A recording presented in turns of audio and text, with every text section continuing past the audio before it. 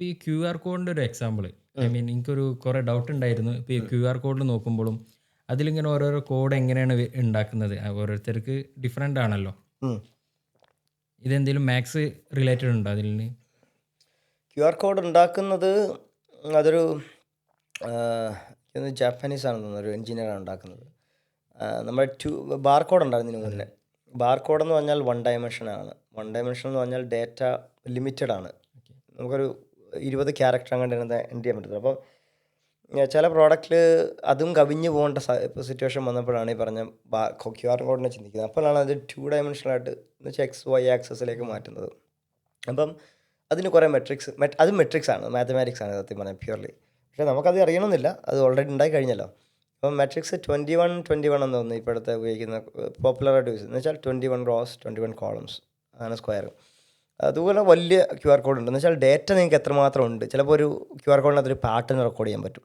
എന്ന് വെച്ചാൽ അത്രയും വലിയ ക്യു ആർ കോഡായിരിക്കും. ചെറുതാണെങ്കിൽ ചെറുത്. പിന്നെ ക്യു ആർ കോഡിൻ്റെ റിഡൻഡൻസി ഉണ്ട്. ഒരു ഭാഗം കീറിപ്പോയാലും അടുത്ത ഭാഗത്തോടെ ഡേറ്റ റിക്കവർ ചെയ്തെടുക്കാൻ പറ്റും. എന്ന് വെച്ചാൽ ഡേറ്റ റെപ്ലിക്കേറ്റ് ചെയ്ത് നിങ്ങളുടെ ഡേറ്റയുടെ ആവശ്യം, നിങ്ങൾക്കിത് ഭയങ്കര ക്രിട്ടിക്കൽ ഡേറ്റയാണോ അല്ലയോ എങ്കിൽ നിങ്ങൾക്ക് അത്രയും വേണ്ട. അപ്പോൾ ചെറിയ ക്യു ആർ കോഡ് എടുത്താൽ മതി. അപ്പം ക്യു ആർ കോഡ് എന്ന് പറഞ്ഞാൽ ഒരു പാറ്റേൺ ആണ്.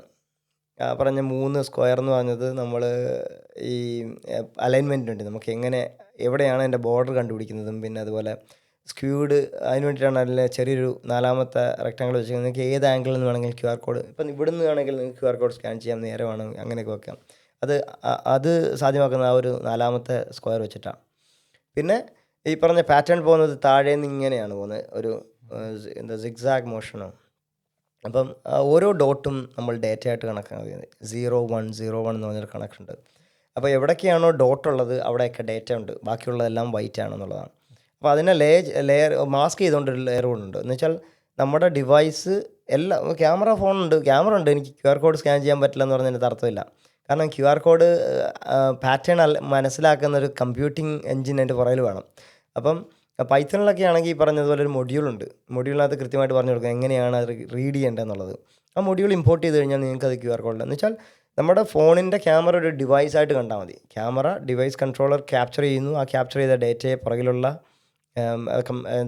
ഈ പറഞ്ഞ മൊഡ്യൂളിൽ ആ ഒരു മൊഡ്യൂൾ എഞ്ചിനിലേക്ക് കൊടുക്കുന്ന ആ എഞ്ചിൻ അത് നോക്കിയിട്ട് പറയുന്നു ഇതിൻ്റെ പാറ്റേൺ ഇങ്ങനെയാണ്. അപ്പോൾ നമ്മൾ കണ്ണുകൊണ്ട് കാണുന്ന പോലെ തന്നെ അത് തന്നെ വിഷ്വലി ഐഡൻറ്റിഫൈ ചെയ്തിട്ട് പറയും ഇന്ന ഭാഗത്ത് ഡേറ്റ ഉണ്ട്, ആ ഡേറ്റ ഇങ്ങനെ ഫിറ്റ് ചെയ്ത് ഡീകോഡ് ചെയ്തിരും. ആ ഡീകോഡ് ചെയ്ത ഡേറ്റയാണ് നമ്മൾ കാണുന്നത്.